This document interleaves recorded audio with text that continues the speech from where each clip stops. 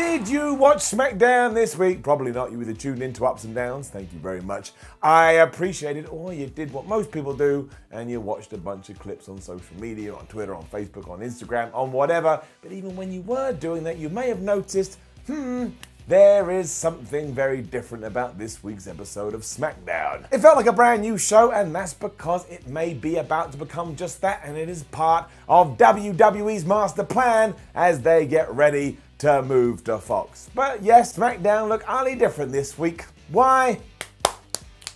Here's why.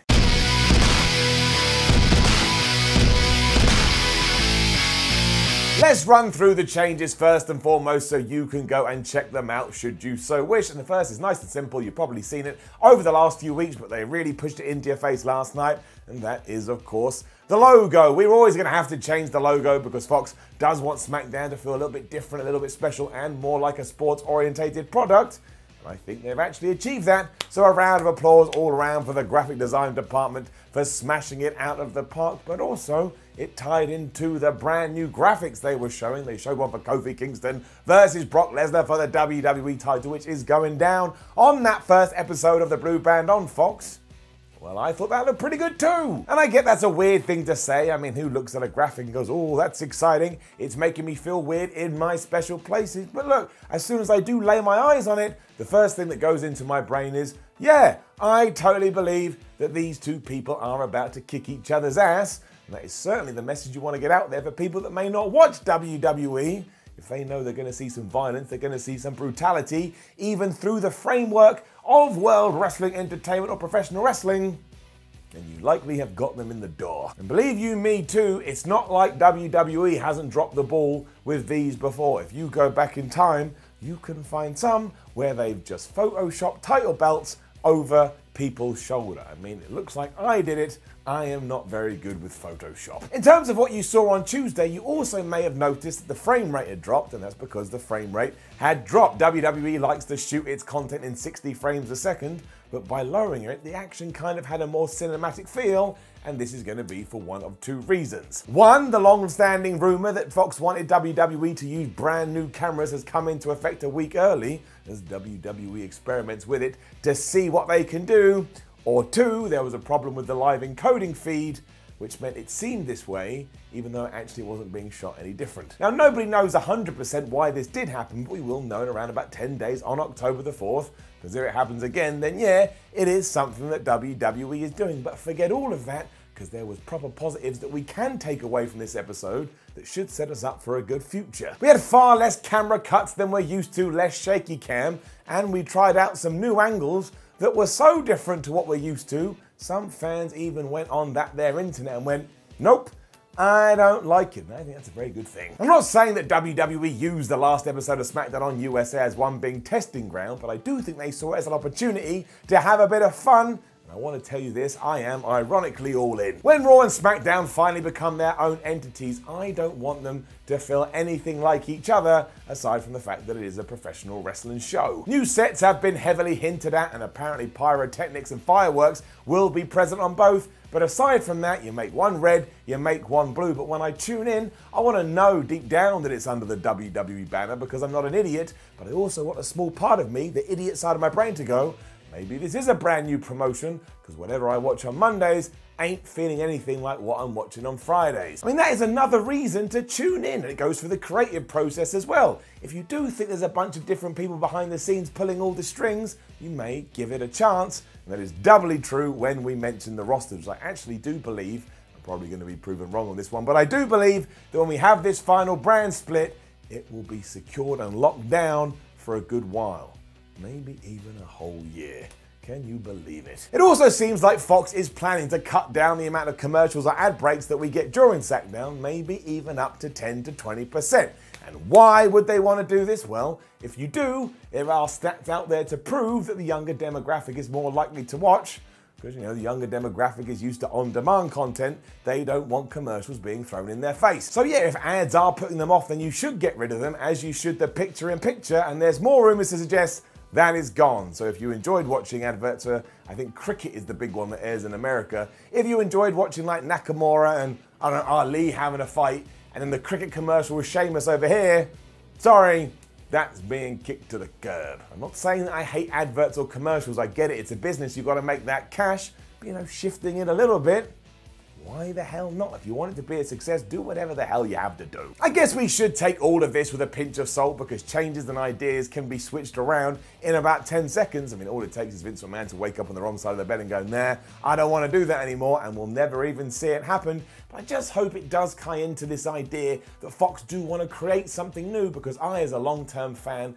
am absolutely desperate for it. I don't want to get to the end of 2019 and feel like we haven't evolved and we haven't progressed.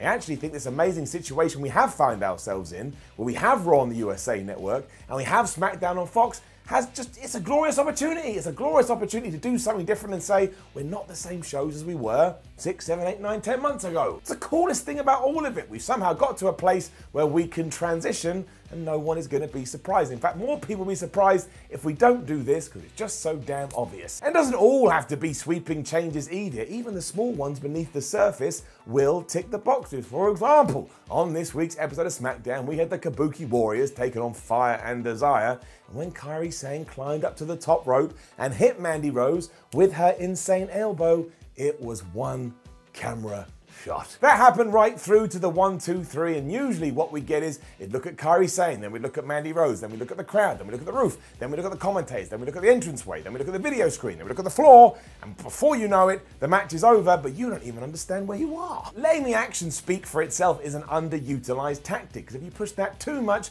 you're just reminding me what I'm watching is predetermined. When I tune into the Premier League over here in England, for example, I watch the good old football, I don't expect the camera to look at Jurgen Klopp and then at Mohamed Salah and jump back between them around about 1,000 times. I assume them to find the best thing happening on the pitch and show that to me so I can see what the people live can see. That's all television is. It's a way of bringing you into things. And given that AEW is debuting in the same week, and who the hell knows what that is going to look like, I think once again it's a great opportunity for WWE to latch onto this and finally, like I say, make Raw Raw and make SmackDown SmackDown. And in many ways, I don't think we've ever actually got that. It sounds dumb, but there has been plenty of times where they've just merged into one and it just makes you want to scream because you can't keep up with anything. Or don't forget the time when Raw was this exciting live show and SmackDown was basically a bunch of reruns. It did honestly get to the point where you didn't even have to watch it. It wasn't taped live. They just showed you exactly what you saw on Mondays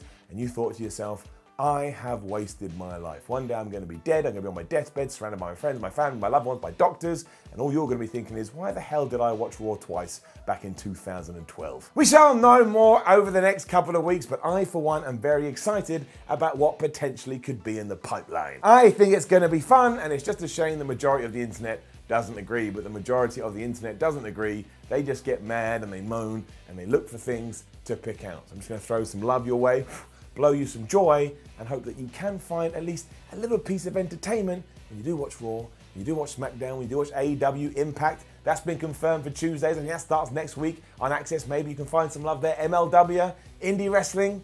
Like, there's quite a lot of choices right now, so if you can't find something that floats your boat, I think you may be sinking your own ship. Just a thought. Have a think. Now, don't forget to leave a comment below and let us know what you think about Raw, SmackDown, SmackDown's new look, what you'd actually like to see from WWE now that they can do this. Like, share, and subscribe. Head over to WhatCulture.com and read yourself some articles. Follow WhatCulture on Twitter, WhatCulture WWE, and watch more videos here on WhatCulture Wrestling. You thought that one was going to salute, but then I busted out the left hand. You never saw it coming. My name is Simon from WhatCulture. Thank you for watching, and I know I'm always excited, I'm always optimistic, I'm always positive, but it's a far better way to live because it makes you feel good in your soul. But that aside, chuck it over there. I believe in all these little things that WWE are doing. Change the camera angles, change the set, change the logos, make everything look different. If you want Raw to be your entertainment show and SmackDown to be a sports show, do that. Split the rosters and never let them meet, even at Survivor Series. That's my biggest worry. Survivor Series like 6 weeks after the brand split. You cannot go back to that. It will be ridiculous, especially after 12 months where it hasn't mattered at all.